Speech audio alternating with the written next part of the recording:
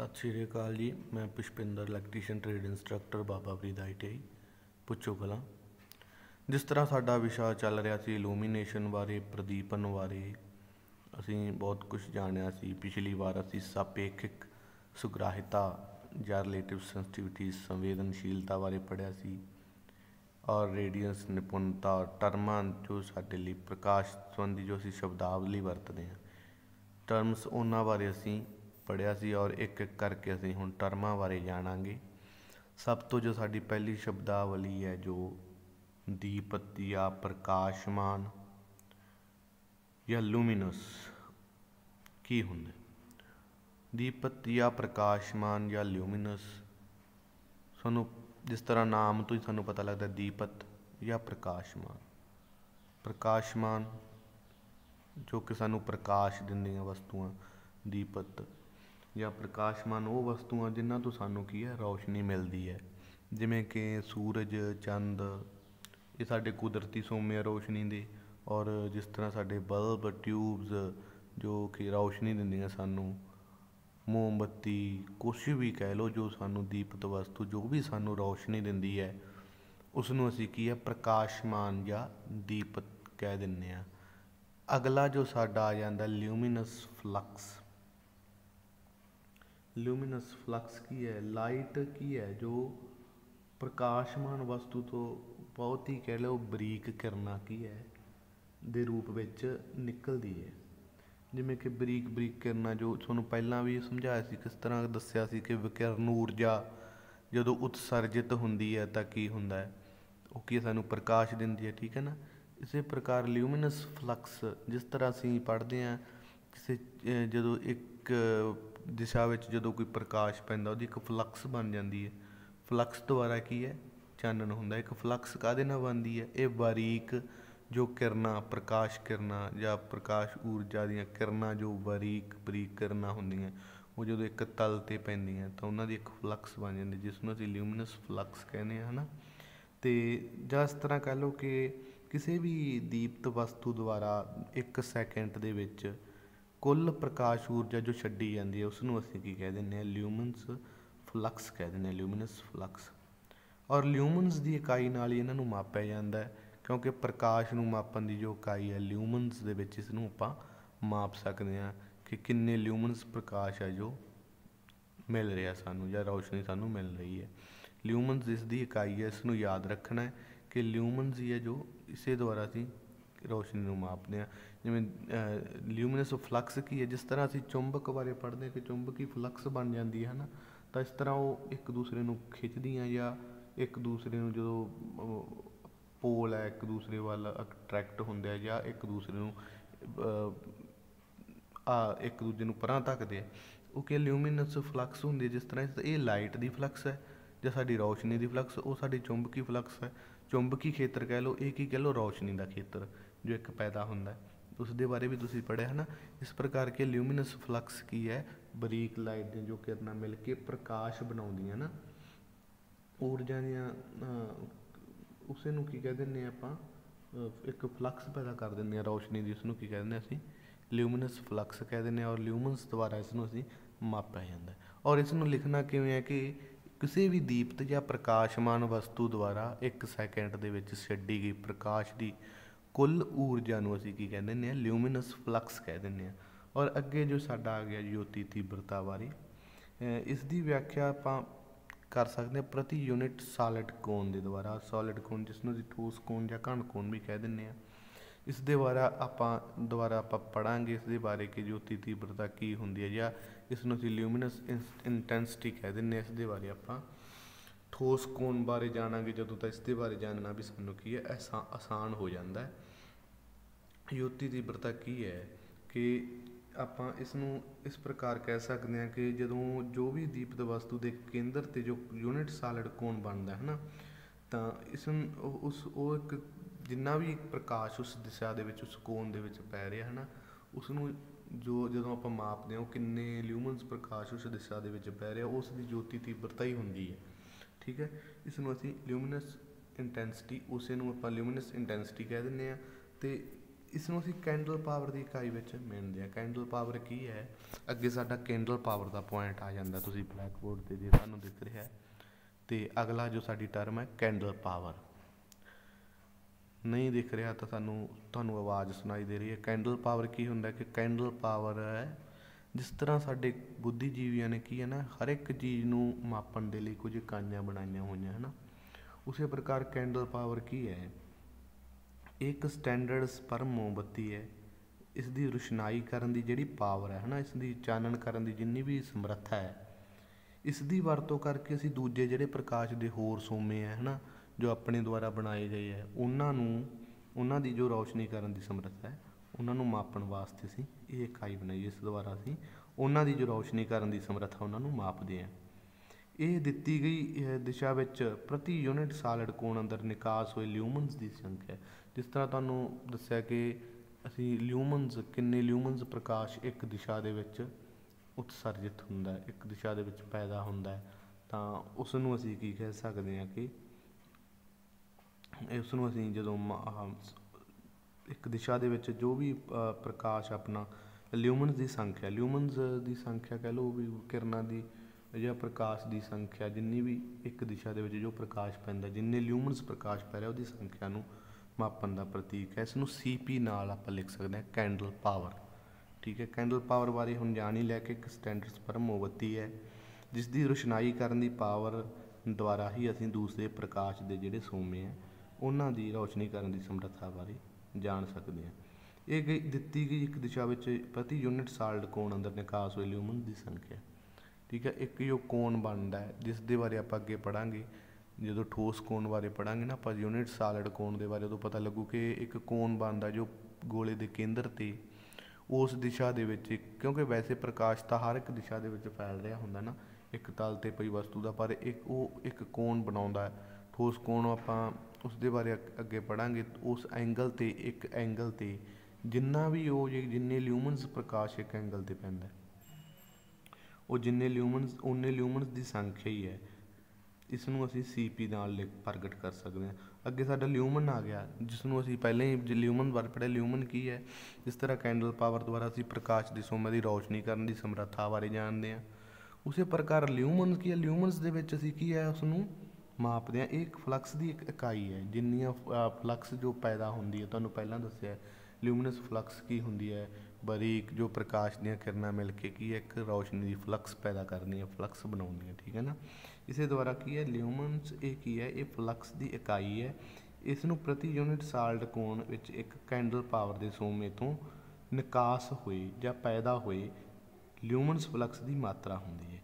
ਜੇ ਜਿੰਨੀ ਲਿਊਮਨਸ ਫਲਕਸ ਪੈਦਾ ਹੁੰਦੀ ਹੈ, ਠੀਕ ਹੈ, ਕੈਂਡਲ ਪਾਵਰ ਦੇ ਸੋਮੇ ਤੋਂ। ਕੈਂਡਲ ਪਾਵਰ ਦਾ ਸੋਮਾ, ਕੈਂਡਲ ਬਾਰੇ ਗੱਲ ਹੀ ਨਹੀਂ ਕਰ ਰਹੇ, ਵੀ ਕੈਂਡਲ ਪਾਵਰ ਦੁਆਰਾ ਹੀ ਅਸੀਂ ਦੂਸਰੇ ਪ੍ਰਕਾਸ਼ ਦੇ ਸੋਮਿਆਂ ਨੂੰ ਉਹਨਾਂ ਦੀ ਰੌਸ਼ਨੀ ਕਰਨ ਦੀ ਸਮਰੱਥਾ ਬਾਰੇ ਜਾਣਦੇ ਹਾਂ। ਇਸ ਲਈ ਇੱਥੇ ਕੈਂਡਲ ਪਾਵਰ ਦਾ ਮਤਲਬ ਹੈ ਕਿਸੇ ਵੀ ਪ੍ਰਕਾਸ਼ ਦੇ ਸੋਮੇ ਦੁਆਰਾ। ਠੀਕ ਹੈ ਨਾ, ਕਿ ਇੱਕ ਜਿਵੇਂ ਕਿਸੇ ਵੀ ਪ੍ਰਕਾਸ਼ ਦੇ ਸੋਮੇ ਤੋਂ ਜਿੰਨਾ ਲਿਊਮਨਸ ਫਲਕਸ ਦੀ ਮਾਤਰਾ ਜੋ ਪੈਦਾ ਹੁੰਦੀ ਹੈ, ਇੱਕ ਕੈਂਡਲ ਪਾਵਰ ਦੇ ਸੋਮੇ ਦੁਆਰਾ ਕੁੱਲ ਜਿੰਨੀ ਵੀ ਵਿਕਿਰਨਤ ਊਰਜਾ ਜਾਂ ਵਿਕਿਰਨਤ ਫਲਕਸ ਪੈਦਾ ਹੁੰਦੀ ਹੈ, ਉਸਨੂੰ 4 ਪਾਈ ਲਿਊਮਨਸ ਦੇ ਬਰਾਬਰ ਹੁੰਦੀ ਹੈ। ਇਸ ਨੂੰ ਅਸੀਂ ਕੈਂਡਲ ਪਾਵਰ ਦੇ ਸੋਮੇ ਤੋਂ ਦੁਆਰਾ ਕੁੱਲ ਵਿਕਿਰਨਤ ਊਰਜਾ ਹਰ ਇੱਕ ਦਿਸ਼ਾ ਦੇ ਵਿੱਚ, ਜਿਵੇਂ ਜਿਸ ਤਰ੍ਹਾਂ ਤੁਹਾਨੂੰ ਗੋਲਾ ਦਿਸ ਰਿਹਾ ਸਾਹਮਣੇ ਇੱਕ ਬਣਾਇਆ ਹੋਇਆ, ਜਿਸ ਤੋਂ ਅਸੀਂ ਦੇਖਾਂਗੇ ਕਿ ਕਿਸ ਤਰ੍ਹਾਂ ਇਸ ਦੇ ਅੰਦਰ ਸਾਲਿਡ ਕੋਣ ਬਣਦਾ ਇੱਕ ਖਾਲੀ ਗੋਲੇ ਅੰਦਰ। ਇਸ ਤੋਂ ਹਰ ਇੱਕ ਦਿਸ਼ਾ ਵਿੱਚ ਵਿਕਿਰਨਤ ਫਲਕਸ ਨੂੰ ਅਸੀਂ 4 ਪਾਈ ਲਿਊਮਨਸ ਦੇ ਬਰਾਬਰ ਮੰਨਦੇ ਹਾਂ, ਜਿਸ ਤਰ੍ਹਾਂ ਅਸੀਂ ਇਸ ਦੇ ਬਾਰੇ ਅੱਗੇ ਜਾਣਾਂਗੇ। ਔਰ ਅਗਲਾ ਜੋ ਸਾਡਾ ਆ ਜਾਂਦਾ ਹੈ ਯੂਨਿਟ ਸਾਲਿਡ ਕੋਣ। ਯੂਨਿਟ ਸਾਲਿਡ ਕੋਣ ਬਾਰੇ ਅਸੀਂ ਹੁਣ ਗੱਲਬਾਤ ਕਰਾਂਗੇ। ਯੂਨਿਟ ਸਾਲਿਡ ਕੋਣ ਕੀ ਹੁੰਦਾ? ਯੂਨਿਟ ਸਾਲਿਡ ਕੋਣ, ਮੰਨ ਲਓ ਅਸੀਂ ਇੱਕ ਬਲਬ ਲੈਂਦੇ ਹਾਂ। ਇਹ ਕੀ ਹੈ, ਬਲਬ ਹੈ ਜੋ ਸਾਡਾ ਤੁਸੀਂ ਵੇਖ ਰਹੇ ਹੋ ਬਲੈਕ ਬੋਰਡ 'ਤੇ। ਇਹ ਹਰ ਇੱਕ ਦਿਸ਼ਾ ਦੇ ਵਿੱਚ ਜੋ ਕੀ ਹੈ ਰੌਸ਼ਨੀ ਕਰ ਰਿਹਾ ਹੈ। ਹਰ ਇੱਕ ਦਿਸ਼ਾ ਦੇ ਵਿੱਚ ਜੋ ਕੀ ਹੈ ਰੌਸ਼ਨੀ ਫੈਲ ਰਹੀ ਹੈ। ਆਪਾਂ ਯੂਨਿਟ ਸਾਲਿਡ ਕੋਣ ਬਾਰੇ ਗੱਲ ਕਰ ਰਹੇ ਹਾਂ, ਇਸ ਤੋਂ ਸਮਝਾਂਗੇ। ਇਸ ਦਾ ਇੱਕ ਸੈਂਟਰ ਵੀ ਹੋਵੇਗਾ, ਜਿਵੇਂ ਕਿ ਅਸੀਂ ਇੱਥੇ यूनिट सॉलिड कोण एक गोले के अंदर इस बारे समझांगे। पहला असीं साइड ते एक बल्ब की उदाहरण लैने, जिमें कि मान लो इसका एक कोई सेंटर पॉइंट है, इत्थों एक कोण बन लिया, एक आपां कोण लै रहे हैं क्योंकि इस तरफ भी जो की है फ्लक्स बन रही है, इस तरफ भी जो कि रोशनी जा रही है। जिन्ना एरिया जो ये कवर कर रहा है एक सेंटर ते एक खेत्रफल दे विच जिन्ना एरिया बल्ब कवर कर रहा है, जो इसका की है आउटर पॉइंट है, इत्थे जो ये कोण बनता है, ये जो साडा कोण बनता है इसनूं ही असीं कह दिंदे आ सॉलिड कोण। इसनूं असीं सॉलिड कोण कह दिंदे आ। समझ के इस प्रकार जो कोण बनता है, वैसे रोशनी का तुसीं वेख रहे हो कि हर दिशा दे विच कर रहा है। इस प्रकार जो इसका सेंटर पॉइंट है, इत्थों जो कोण बनता है एक दिशा दे विच जिन्ना एरिया कवर कर रहा है, इसनूं असीं अलग तो समझते हैं। उस तो बाद असीं एक ठोस कोण द्वारा इसनूं जिवें कि गोला बनाया तुहाडे सामने उसे प्रकार समझांगे। ये जो कोण बन रहा इसनूं असीं सॉलिड कोण कह दिंदे आ। और सॉलिड कोण बारे जाणीए कि असीं हर रोज़ की है सॉलिड कोण वैसे वेखदे ही आ। जिमें कि साडा एक आइसक्रीम का कोण हुंदा है, जो आइसक्रीम खाने हो तुसीं, वो कोण है जो, ठीक है ना, वो भी एक ही सॉलिड कोण हुंदा है। एक साडा पैन है या पेंसिल है, उसकी जो टिप है वो भी कुछ इस प्रकार की हुंदी है जिस तरह तुसीं देख रहे हो। इस प्रकार साइड ते करके तुहानूं दिखा देवां। इस प्रकार पैन या पेंसिल की जो टिप हुंदी है वो भी की है एक सॉलिड कोण बनाउंदी है। ठीक है, हुण असीं अगे जाणांगे सॉलिड कोण बारे। इस तरह तुसीं जान ही गए होंगे, समझ ही गए होंगे कि मेरा इशारा कि इस प्रकार केंद्र ते पई कोई भी वस्तु, मान लो इस गोले का ये जो सेंटर है, इत्थों प्रकाश हर एक पासे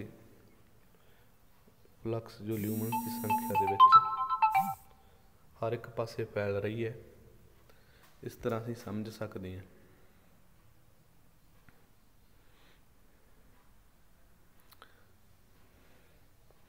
अगे असीं इस दे बारे जाणांगे। इस तो तुसीं समझ ही गए होंगे कि किस प्रकार इत्थे ठोस कोण का निर्माण होया है, क्योंकि कोई भी गोल वस्तु जिवें बल्ब है, उत्थों जो जिन्ना वो खेत्रफल जो कि कवर कर रहा है, जितों तक उसकी रोशनी जा रही है, उत्थों एक दिशा दे विच जो प्रकाश दियां फ्लक्स एक दिशा दे विच किन्ने ल्यूमनस प्रकाश पै रहा, उसके बारे आपां देखांगे अगे। इस दियां इकाइयां बारे, इसनूं मापन बारे। इस प्रकार जो कोण बन रहा उसनूं असीं ठोस कोण कह दिंदे हां। और ठोस कोण की जो यूनिट है वो की है स्टेडियन हुंदी है,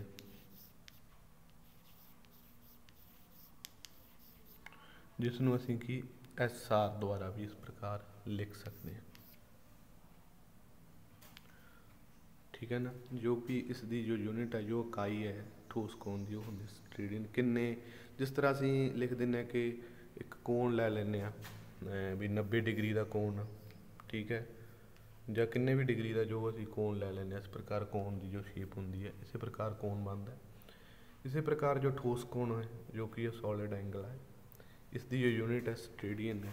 किन्ने स्टेडियन जो है एंगल इत्थे इसका निर्माण हो रहा है। इस तरह यूनिट है जो इसकी स्टेडियन, इसनूं ध्यान दे विच रखना है। और जो टोटल सॉलिड एंगल है वो साडा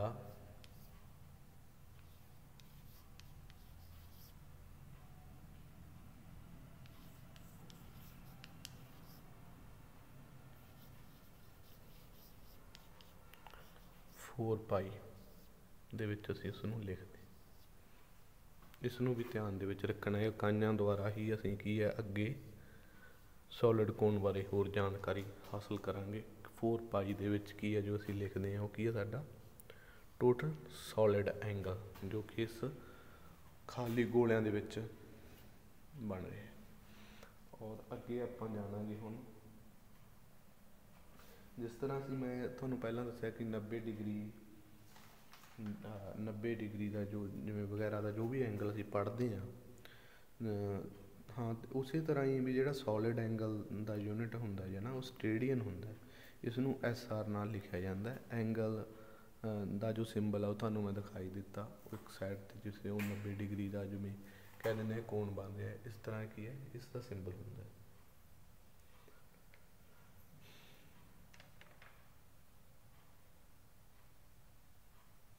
ਇਸ ਪ੍ਰਕਾਰ ਆਪਾਂ ਦੇਖੀਏ ਤਾਂ ਹੁਣ ਅੱਗੇ ਠੋਸ ਕੋਣ ਬਾਰੇ ਜਾਣਾਂਗੇ ਕਿ ਠੋਸ ਕੋਣ ਕਿਸ ਤਰ੍ਹਾਂ, ਕਿ ਜਿਵੇਂ ਕਿ ਕਹਿ ਲਈਏ ਆਪਾਂ, ਇਹ ਤੁਸੀਂ ਵੇਖ ਰਹੇ ਹੋ ਤੁਹਾਡੇ ਸਾਹਮਣੇ ਇੱਕ ਖਾਲੀ ਗੋਲਾ ਜੋ ਮੈਂ ਬਣਾਇਆ ਹੋਇਆ, ਇਸ ਦਾ ਜੋ ਇੱਕ ਅਸੀਂ ਆਊਟਡੋਰ ਪੁਆਇੰਟ ਇੱਥੋਂ ਲਈਏ, ਇਹ ਸਾਡਾ ਜੋ ਆਊਟਡੋਰ ਪੁਆਇੰਟ ਹੈ, ਇਸ ਨੂੰ ਅਸੀਂ ਕੀ ਕਹਿ ਦਿੰਦੇ ਹਾਂ ਰੇਡੀਅਸ।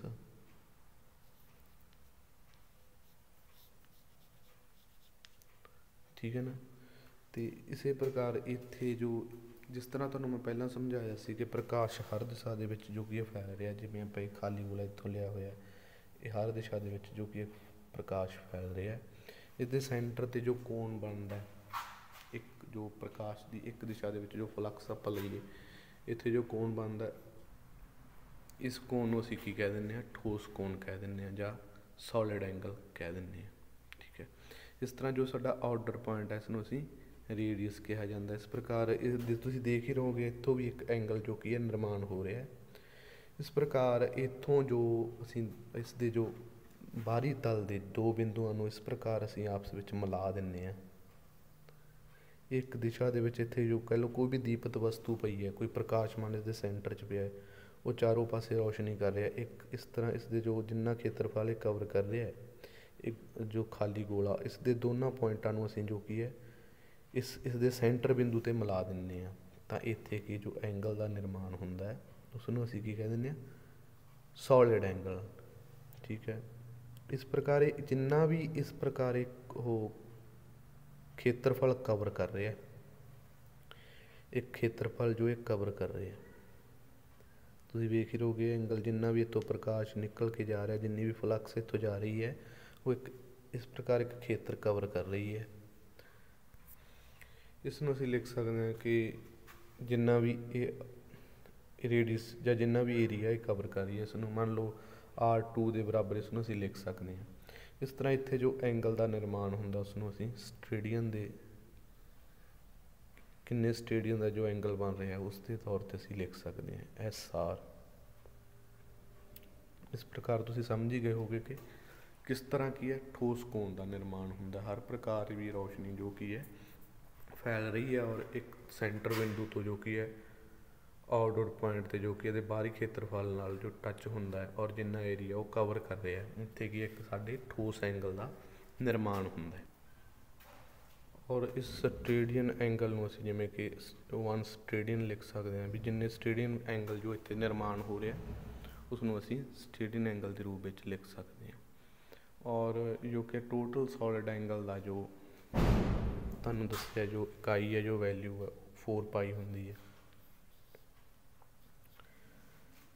ਇਸ ਤਰ੍ਹਾਂ ਕਿ ਅਸੀਂ ਪ੍ਰਕਾਸ਼ ਦੀਆਂ ਜੋ ਅਗਲੀਆਂ ਟਰਮਾਂ ਹੈ ਉਹਦੇ ਬਾਰੇ ਜਾਣਿਆ ਔਰ ਯੂਨਿਟ ਸੋਲਿਡ ਐਂਗਲ ਬਾਰੇ ਜਾਣਿਆ, ਔਰ ਯੂਨਿਟ ਸੋਲਿਡ ਐਂਗਲ ਨੂੰ ਹੋਰ ਅੱਗੇ ਚੰਗੇ ਢੰਗ ਦੇ ਨਾਲ ਅਸੀਂ ਸਮਝਾਂਗੇ। ਅੱਜ ਦੇ ਲਈ ਇੰਨਾ ਹੀ ਕਾਫੀ ਹੈ ਔਰ ਉਸ ਨੂੰ ਚੰਗੀ ਤਰ੍ਹਾਂ ਕੀ ਸਮਝ ਲੈਣਾ। ਇਸ ਦੀਆਂ ਅਗਲੀਆਂ ਜੋ ਇਕਾਈਆਂ ਉਹਨਾਂ ਬਾਰੇ ਆਪਾਂ ਅਗਲੀ ਵੀਡੀਓ ਦੇ ਵਿੱਚ ਗੱਲਬਾਤ ਕਰਾਂਗੇ। ਧੰਨਵਾਦ।